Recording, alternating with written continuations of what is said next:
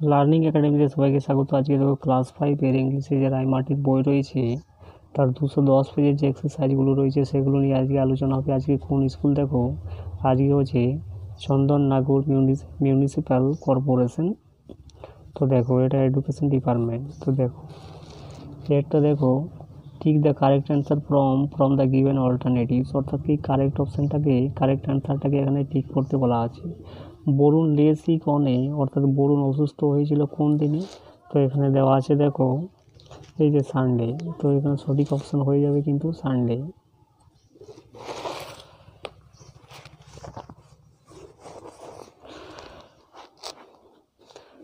দুই একটা দেখো, Varun could join his friends, অর্থাৎ বরুণ যুক্ত হতে পেরেছিল তার বন্ধুদের সাথে ফর এ পিকনিক, একটা পিকনিকে।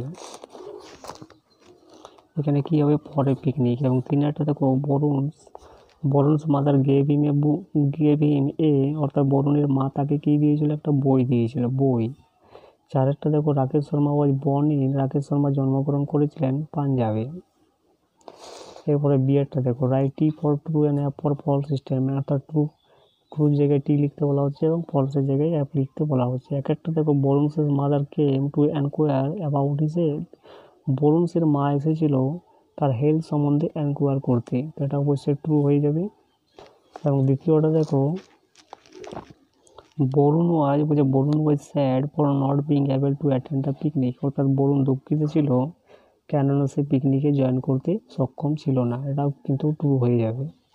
এবং তৃতীয়টা দেখো, Rakesh Sharma study in saint George grammar school, অর্থাৎ সেন্ট জিওর্জ গ্রামার স্কুলে রাকেশ শর্মা পড়াশোনা করেছিলেন, এটা কিন্তু ট্রু হয়ে যাবে। এবং 4 নম্বর দেখো, Rakesh Sharma joint national defence academy in 1866, অর্থাৎ 1866 খ্রিস্টাব্দে রাকেশ শর্মা ন্যাশনাল ডিফেন্স একাডেমিতে যুক্ত হয়েছিলেন, এটা কিন্তু ফলস হয়ে যাবে। এরপরে সিএরটা দেখো, complete the following sentences with information from the text, অর্থাৎ টেক্সট থেকে তথ্য তুলে এনে এই সেন্টেন্সগুলোকে কমপ্লিট করতে বলা হচ্ছে। একটা দেখো, on the cover of the book, অর্থাৎ বইয়ের ওই কভারের উপরে কী ছিল, was a picture of Rakesh Sharma, Rakesh শর্মার কিন্তু ছবিটা ছিল। এরপর দুই একটা দেখো, in space Rakesh Sharma spent, অর্থাৎ স্পেসে রাকেশ শর্মা কাটিয়েছিলেন 7 days 31 hours, অর্থাৎ 7 দিন 21 ঘন্টা অ্যান্ড 40 মিনিটস, এবং 40 মিনিট কাটিয়েছিলেন স্পেসে। এরপরে তিন একটা দেখো, Varun forgot all about it sadness, অর্থাৎ বরুণ তার সমস্ত দুঃখটা ভুলে গিয়েছিলেন when Varun started reading the book, যখন বরুণ শুরু করেছিলেন ওই বইটা পড়তে। এরপরে একটা দেখো, অ্যান্সার দ্য ফলোয়িং কোয়েশ্চেন, নিচের প্রশ্নগুলির উত্তর এখানে লিখতে বলা হচ্ছে। তো একটা দেখো, হোয়াট হ্যাপেন্ড অন এপ্রিল 3, 1984, 1984 খ্রিস্টাব্দের এপ্রিল 3 এপ্রিলে কী ঘটেছিল। তো এইভাবে লিখবে দেখো, on 3rd April 1984 Rakesh Sharma went on a journey to space on Soyuz T11 a space shuttle, অর্থাৎ সে একটা স্পেসে গিয়েছিলেন জার্নি করতে, যেটার নাম যে কিসের উপরে চেপে, সোয়ুজ T11 এই স্পেস, যেটা এই যানটার নাম হচ্ছে সোয়ুজ T11। এরপর একটা দেখো, হোয়াট ওয়াজ রাকেশ শর্মার reply to the prime minister question, অর্থাৎ রাকেশ শর্মার উত্তরটা কী ছিল প্রাইম মিনিস্টারের কোয়েশ্চানের, অর্থাৎ প্রাইম মিনিস্টারের কোয়েশ্চানে রাকেশ শর্মার উত্তরটা কী ছিল। তো উত্তরটা এইভাবে লিখবে দেখো, Rakesh Sharma reply to the prime minister question was sir এই জাহাঁ সে আচ্ছা।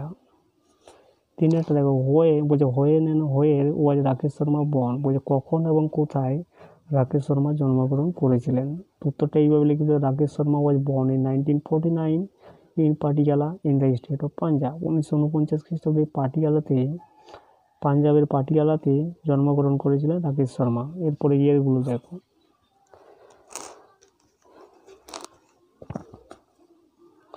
বলছে find out the words from the text which mean the following, এই ওয়ার্ডগুলোর কিন্তু মিনিংগুলো লিখতে বলা হচ্ছে। তো দেখো, আনহ্যাপিটা হয়ে যাবে এখানে said, a vehicle to carry people and animals in space, অর্থাৎ একটা ভেহিকেল বলো যেটা কিন্তু পিপল এবং অ্যানিমেলকে কী করে বহন করে মহাকাশে, যেটা হয়ে যাবে শাটেল। আর ট্রেনিটা হয়ে যাবে এখানে ফাস্ট। এরপরে দেখো আনসিনটা,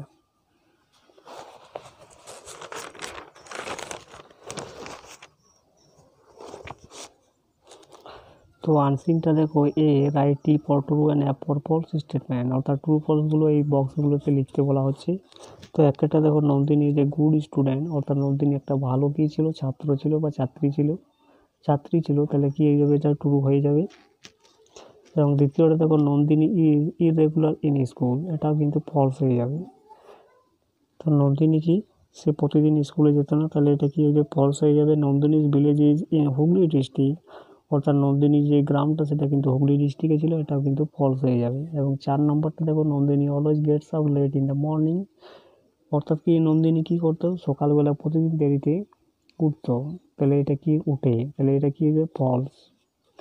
এরপরে বিয়েরটা দেখো complete the following sentences with information from the passage, অর্থাৎ প্যাসেজ থেকে ইনফরমেশন তুলে এনে এই সেন্টেন্সগুলোকে কমপ্লিট করতে বলা হচ্ছে। একটা দেখো Nandini is a little girl, অর্থাৎ নন্দিনী একটা ছোট মেয়ে। Nandini reads in class 5, Nandini class 5-এ পড়ে। একটা দেখো অ্যান্সার দ্য ফলোয়িং কোয়েশ্চেন, বলছে হু ইজ মোহন, মোহন কে, তো মোহন কি হবে, দেখো মোহন ইজ নন্দিনীর ব্রাদার, নন্দিনীর ভাই হচ্ছে Mohan. Where does Nandini live, Nandini কোথায় বাস করে, তো উত্তরটা এইভাবে লিখবে, দেখো Nandini lives in a village name Bakulpur, অর্থাৎ নন্দিনী একটা গ্রামে বাস করে যেটার নাম হচ্ছে বকুলপুর। এরপরে গ্রামার অ্যান্ড ভোকাবুলারিগুলো দেখো। 3 দাগে দেখো fill in the blanks with correct forms of the verbs given in the brackets, অর্থাৎ কারেক্ট ভার্ব ফর্মস দিয়ে এই ব্ল্যাঙ্কগুলোকে ফিল করতে বলা হচ্ছে। ব্র্যাকেটটা দেখো Arnab went to school yesterday, এটা গতকাল বলা আছে, তাহলে পাস্ট টেন্সে হবে, গোটা হয়ে যাবে ওয়েন্ট। বিয়েরটা দেখো farmers grow crops in the field, তাহলে কি হবে, এটা কৃষকরা কি করে ফসল ফলায় মাঠে। এবার 3 দেখো mother is cooking food for us now, অর্থাৎ মা কি করে রান্না এই নাও বলা আছে, তাহলে কি হবে, প্রেজেন্ট কন্টিনিউয়াস টেন্স। এরপরে বিয়েরটা দেখো fill in the blanks with appropriate preposition, appropriate preposition দিয়ে এই ব্ল্যাঙ্কগুলোকে ফিল করতে বলা হচ্ছে। একটা দেখো শার্ক লিভ ইন ওয়াটার, অর্থাৎ শার্ক বাস করে জলের মধ্যে।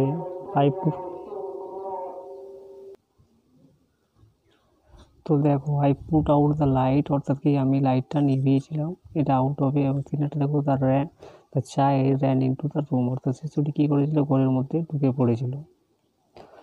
একটা দেখো circle the subject and underline the predicate in the following sentence, অর্থাৎ নিচের যে বাক্যগুলো দেওয়া রয়েছে সাবজেক্টটাকে সার্কেল করতে বলা হচ্ছে এবং আন্ডারলাইন করতে বলা হচ্ছে প্রেডিকেটটাকে। রবিটা কি হয়ে যাবে, এখানে সার্কেল হয়ে যাবে, এবং বাকি যে অংশটা রয়েছে এটা হয়ে যাবে প্রেডিকেট, এবং আইটা হয়ে যাবে এখানে সার্কেল, এবং can not remember his name, এটা হয়ে যাবে প্রেডিকেট। এর প্রেডিকেটটা দেখো fill in the blanks with appropriate adverb, অর্থাৎ অ্যাপ্রোপ্রিয়েট অ্যাডভার্ব দিয়ে এই ব্ল্যাঙ্কগুলোকে ফিল করতে বলা হচ্ছে। একটা দেখো I have been to Puri, এটা হয়ে যাবে ওয়ান্স। আর 2 দেখো Naren calmly accepted the invitation বা ইনভিটেশন। একটা দেখো ফাইন্ড ওয়ার্ডস, বলছে find words from the unseen passage that mean the following, অর্থাৎ আনসিন থেকে ওয়ার্ড খুঁজে বার করতে বলা হচ্ছে যেগুলোর মিনিং কিন্তু সিনোনিম বলতে পারো। তো ক্লেভারটা হয়ে যাবে এখানে স্মার্ট, আর ওয়ান হু পেন্ট, যে আঁকাআঁকি করে বা তো এটা হয়ে যাবে পেন্টার।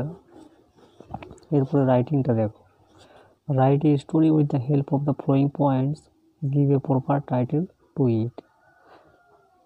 তো দেখো এটা টাইটেলটা কি লিখবে, তো দ্য গ্রেডি ফার্মার টাইটেলটা লিখবে, এবং স্টোরিটা দেখো কীভাবে লিখতে হবে। Once upon a time a farmer lived in a house, বলছে কোনো এক সময় একটা কৃষক কী করতো, বাস করতো কোনো একটা বাড়িতে। হিয়ার এ গুজ, তার কী ছিল, একটা গুজ ছিল। She laid a golden egg every day, সে কী করতো, প্রতিদিন কী করতো, প্রতিদিন একটা করে কিন্তু ডিম দিত। The farmer sold the egg, farmer কী করেছিল, সোল্ড দ্য এগ, অর্থাৎ দেখো the farmer sold the egg, farmer কী করেছিল, এগগুলোকে বিক্রি করেছিল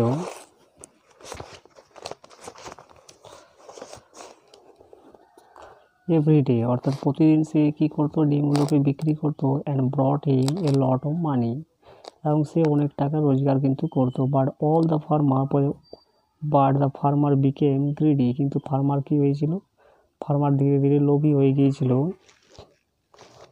হি wanted to be rich at a time, সে কি হতে চেয়েছিল, সে হঠাৎ করে বড় হতে চেয়েছিল, ধনী হতে চেয়েছিল।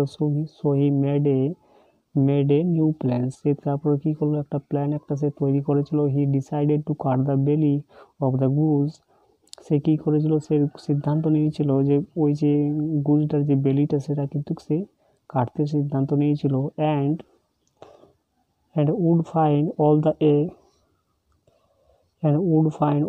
এগস অ্যাট এ টাইম, এবং সমস্ত যে তার এগগুলো ছিল সে কিন্তু বের করে নিতে চেয়েছিল। সো হি টুক এ শার্প নাইফ, তারপরে কি করেছিল, সে তীক্ষ্ণ একটা ছুরি নিয়েছিল।